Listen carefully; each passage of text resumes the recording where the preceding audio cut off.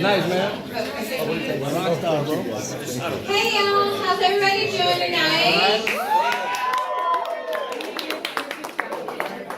Yeah, I'm Sierra Fitzgerald. I'm here and I'm gonna talk to you about some things. I'm not gonna sing, which good for you guys. I'm not gonna sing. Round of applause. Who in here is single right now?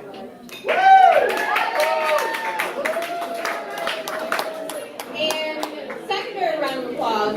Who in here believes that dating right now is just a whole shit show? Yeah. Now, I would like to say that it's none of our fault that dating is a shit show. And I would like to blame our parents and the music that they expose us to. All right. I know some of you guys might be like, what? Our parents say that our music is shit and that corrupts us. No, fuck that. It's the music they expose us to. Because I'm sure a lot of you guys can remember being woken up in the middle of the night while you just trying to sleep for your parents to be like, hey, show us that new dance that's out. We're having a party and teach us and our friends how to dance. And if that never happened to you, congratulations on your 8 hours of sleep, which you'll know rhythm having it. Okay, so here's the thing. Oh, that's better. There's all this music that our parents expose us to, and as a result, it shaped our dating lives. So there are some people like the George Clintons and the Rick Jameses that as women, your mom was like, don't you ever bring somebody like that home. Because, you know, your mom doesn't want you to bring home a guy who all he does is party and do drugs and fuck hoes. But then there are the ones who are a little bit more subtle, like your Princes and your Morris Days, where it's like, oh my God, he's so nice and all of my friends love him. But it's also possible that he might be a pimp.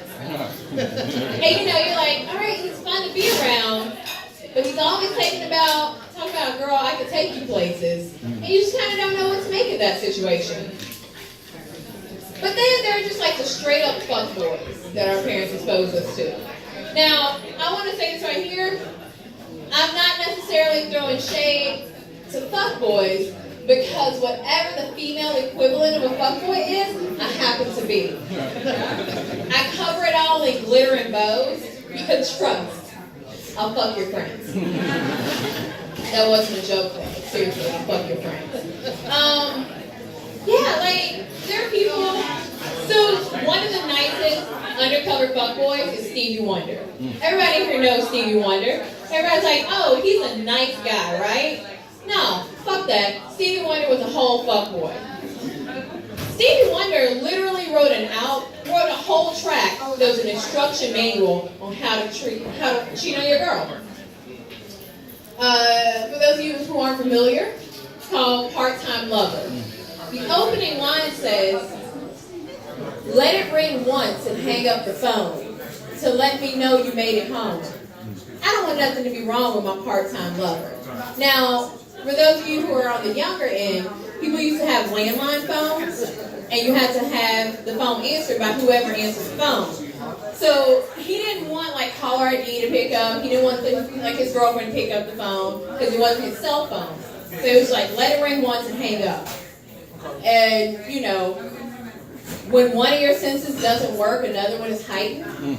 So I'm assuming he had bionic hearing.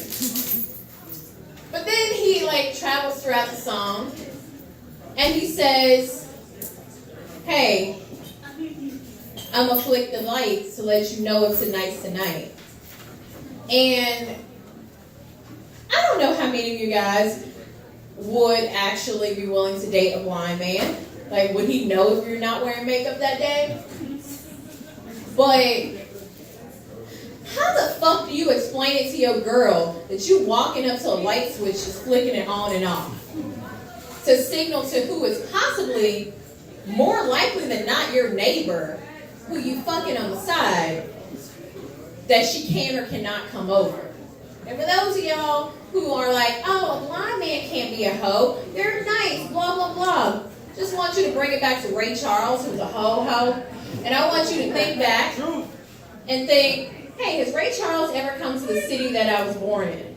And if he has, I want you to bring up a calendar and count back to see, because possibly Ray Charles is your father. And I know some of you guys are like, Ray Charles don't look like me.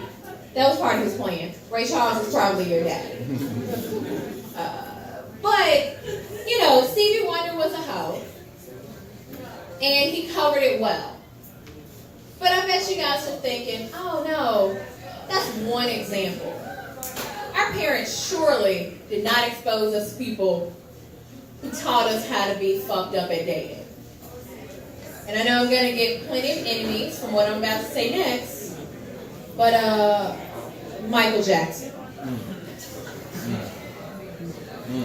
Now there's some of y'all who are like, oh my God, I love Michael Jackson. Fuck that girl. She don't know what she's talking about. I'm going to break down Michael Jackson and his fuckboy behavior in a few sentences. Few tracks, if you will. Number one, Dirty Diana. Now I know some of y'all are like, oh, Dirty Diana was some side chick, some like girl that he picked up in the club. No, Dirty Diana was his SZA. Okay, Dirty Diana was not some chick that he took home from the club. She knew him. She came there to meet him. They met up and went back to her house. They spent time together. Diana probably got his favorite meal sitting on the stove so that he could eat, because she know that he's drunk and he got to drive home later. But he crossed that fucking line. Everybody's got a line that you don't cross. He called his girlfriend from her phone. Now, this was during a time where pay phones were a thing. He could have got a quarter, or whatever they cost back then, and called her on the way home. But instead, he rolled his ass out of bed with Diana and goes to her phone that she pays the bill at and says, baby, unlock the door because I forgot my key. And Dirty Diana, or you know what, she ain't dirty. She's just nice Diana. Throws out, he ain't coming home because he's sleeping with me. Okay? All he could follow up with was, Diana, no. I bet he ain't even pay his side chick tax that month. And for those of y'all who had any doubts, yes, if you want a side piece, you have to pay a tax for that. Just like all your other taxes. Now, y'all might think that's one simple example. And y'all might look at all the, world peace stuff that he did. Second example, Michael Jackson being the biggest hoe that we've ever been exposed to. Billie Jean. Now, think back. He just did another song about a side piece.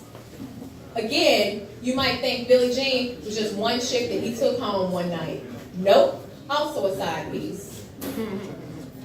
Billie Jean, the whole track is a Maury episode. He's like, you know what? She ain't nothing but a hoe. That baby don't look like me. Those ain't even my eyes. And this better stand up in court. Obviously, Michael Jackson forgot that DNA exists. Yeah. And if that ain't some fuckboy shit, I don't know what it is. Also, if anybody is so inclined, I'm drinking a beef and tonic. But the last thing, and you know it's real when a black woman gets clapping. The last thing was Remember the Time. Remember the Time was a whole experience. When that video dropped, it was broadcast on TV, not on cable, but on regular TV. Whole family sat together. I remember sitting there on the floor in the living room, because kids wasn't allowed on the furniture when grown people were in the living room. Sitting there on the floor with my mom and my grandma, and my aunts, everybody. But looking back, it was a whole fucked up experience. So, we got this lovely lady in mind. She dated Michael Jackson back in the past, as per this video. She loved him. They broke up. She spent many sleepless nights crying. They didn't show all that in the video, but I'm assuming it happened. You just gotta read between the lines. So she sit there, she moved on, she met this really awesome man. He's a pharaoh. He done upgraded her to jilted lover, from jilted lover to queen. Down here to here, okay? He got her ass on a pedestal. And she's sitting there bored. Now, all he wanted to do is keep his queen happy. So what does he do? He hires some paid performers. Michael Jackson answered an ad and auditioned to perform at his ex-girlfriend's husband's house. He does a whole audition and gets hired to perform at his ex-girlfriend's husband's house. He tells them, you know what? I need some dancers, some backup dancers. So he accepts additional auditions as dancers for staff at his ex-girlfriend's husband's house. He's got some people looking like some sexy ass hieroglyphics at his ex-girlfriend's husband's house.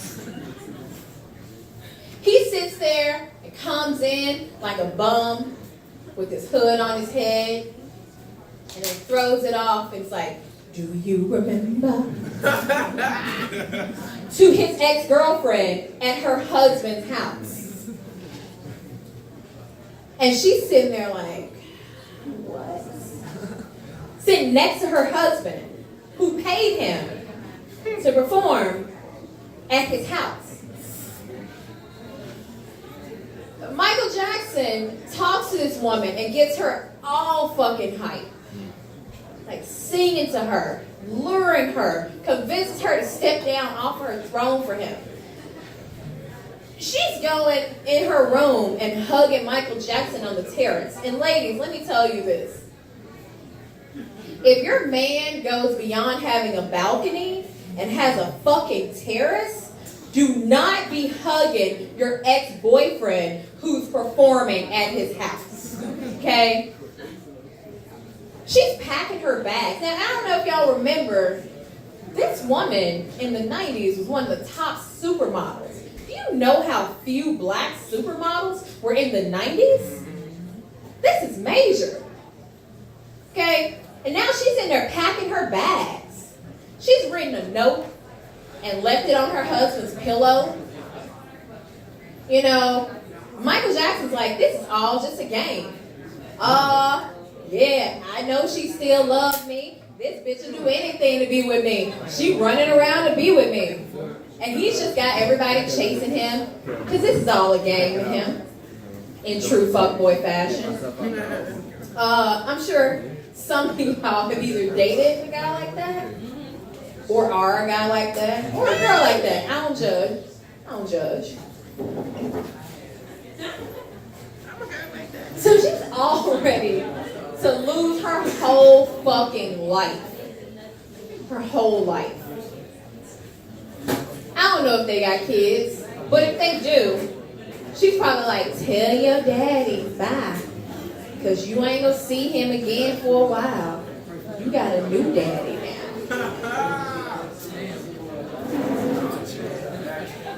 And, yeah. So, he's got her doing all of this shit. And she's ready. She is ready to fucking go. Because Michael Jackson was pretty as fuck. Like, he got perm back then. He, like, transitioned from slightly vitiligo to a full-fledged white dude by then. And just like magic, this motherfucker turns to dust in the middle of the house where now somebody's got to clean that shit up and leaves his ex-girlfriend with a whole lot of fucking explaining to do to her husband about that motherfucker that he just paid to perform in his house. Guys, that's my time. Y'all have a good night.